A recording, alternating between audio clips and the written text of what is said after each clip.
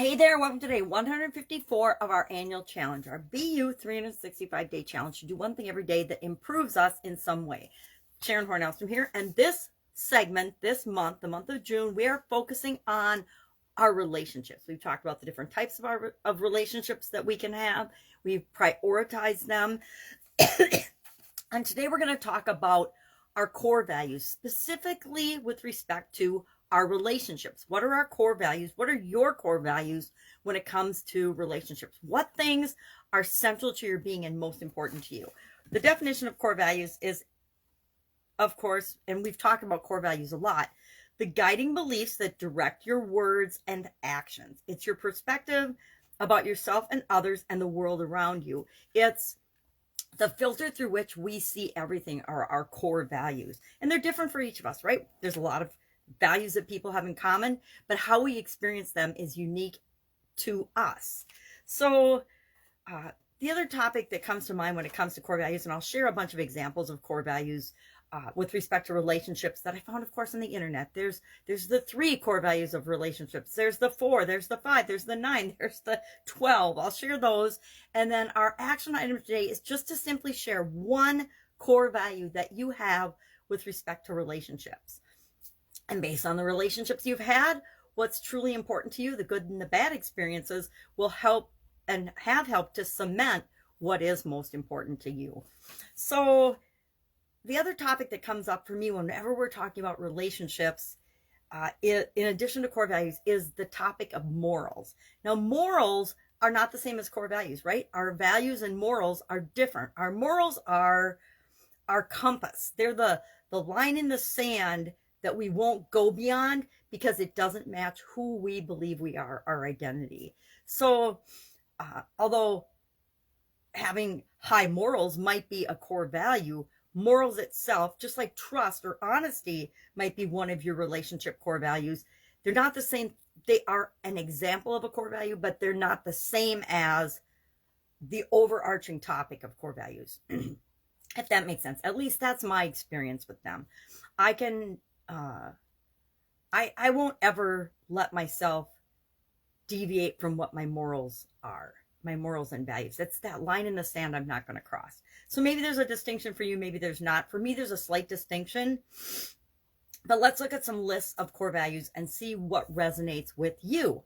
And I'm going to have to figure out what resonates with me. I've done this core value exercise a lot.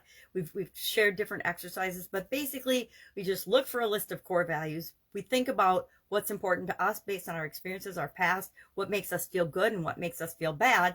And then we can identify what are our core beliefs, our core values. We'll talk about relationship beliefs down the line, but today, just what are my core values? And a value, again, is different than a belief, right? A belief is just a thought that either has been linked to strong emotional events or an experience that locked it in for us, or something that we've heard repeatedly over and over and over again, and we've just accepted it, or our subconscious has accepted it as true, and that becomes our reality. We act as if it is true, even if it's an absolute lie. We see examples of that in our own lives all the time, at least I do.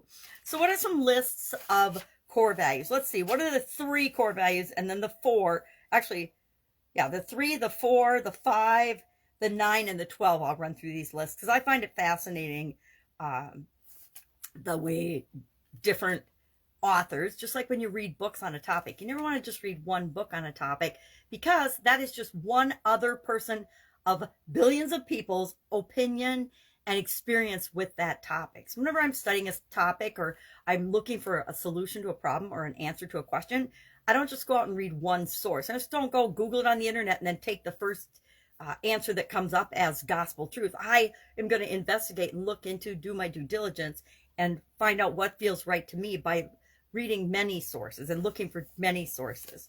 Same thing on the internet and core values, anything that we're experiencing. So what are, let's look at the 4 first. Well, 1, 2, I'm not going to do them all because 3, 4, and 5 are pretty much a cross of the same things. The 5 C's, let's do that one. Communication, commitment, compassion, compatibility, and chemistry. That's one person's list. Another one is Communication. Communication's on just about everybody's list of what is core and important to a relationship, which is part of why communication is one of our 9 life framework areas now. I added it in 2021 because communication and confidence are basic foundational things to everything else in all the other areas of our life. So we're going to work on communication for a whole month. But communication shows up on, I think, everybody's list. Let me see. Yep, shows up on all the lists. So that's obviously a primary one. And then this other list has communication, compromise, commitment, and trust. Then there's another list that has, again, communication, boundaries, respect. So let's look at the 9 and the 12, because those lists are a little bit more comprehensive. Communication, respect, trust, honesty, loyalty, empathy, happiness, forgiveness, and lifestyle. That one was a little different than the 12. The 12 is communication. I'll have to come back to it because I can't read it. Consent, trust, honesty, independence, equality, support, responsibility, healthy conflict, safety, fun, and I cannot read it. Something area. That's not right. Boundaries. Boundaries. Wow. My writing is terrible. Boundaries. So having healthy boundaries. That one feels to me like the 2022 woke version of a list. But what is central and most important to you? I don't think personally that equality is one of my core values, because I think equality, like average, is a lie. It's not a reality for the vast majority of us. Nobody is exactly normal or average, right? We're all different. Nobody is equal. We're all of equal value when it comes to our human beingness. We're all infinitely valuable when it comes to that. But what we contribute to the world, what we create with our lives is different. And what we put out into the world is what we get back from the world. And so equality to me, yeah, it sounds good on paper, but I don't know that it is a reality or part of my reality, because I don't think, in my experience, that everyone performs equally, that everybody should be treated equally, right? We've seen how that works out in socialism and communism and things. So my opinion, it doesn't matter what my opinion is. It matters what feels right to you and what is right to you. So what are we going to do today? We're going to share one core value in the comments below. Mine, for pretty much everything, is always love. But I think I'm going to probably pick communication today. Although I know we're talking about communication for the entire month of, I don't remember what. I think it's probably August or September, but I don't know. I'd have to look at my calendar, which is not here right now. So I would say communication, but I would also say another really big one for me is trustworthiness. And I know that if I am trustworthy, that creates honesty and trust in a relationship. And I expect, and is important to me for a lot of my personal experience reasons, that the other person is honest and trustworthy as well, right? No matter what the relationship is, whether it's romantic, whether it's friendship, whether it's family, whether it's romantic or sexual relationships, I think both parties need to be honest and trustworthy. Now, to me, trust and honesty are a little bit different, right? You can be honest, but not be cruel. You can be honest and be kind. And maybe you don't say everything that pops into your head when you're in a relationship, because it's just your opinion and maybe it doesn't matter in the situation. That, I guess, falls into the category of communication. But, to me, so communication is mine, and trustworthiness, I think trustworthiness, or, being true to who you are, being who you are.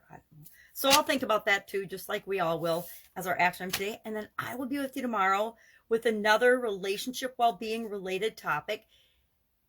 We're going to hit the SOAP framework next week, just to give you a heads up of kind of what the month is going to look like. I don't have my calendar, so otherwise I'd give a quick summary, but we'll do the SOAP framework. So Monday we'll talk about what are the different, I don't know what Monday is. Tuesday Monday we'll pick a topic. Tuesday we'll go into the S, Wednesday O, Thursday A, and Friday P. That's kind of been the the structure that's worked pretty well so far. So It's usually the second or third week that we pop into the soap framework, depending on the topic and how many other topics I feel like talking about before we actually get to the how do I deal with this, whatever it is for me, and how do I make sure that I'm installing a process to deal with changes and challenges, which hit us all the time, in a way that guarantees always have the best results. All right. Have an awesome day. I'll see you tomorrow. Bye.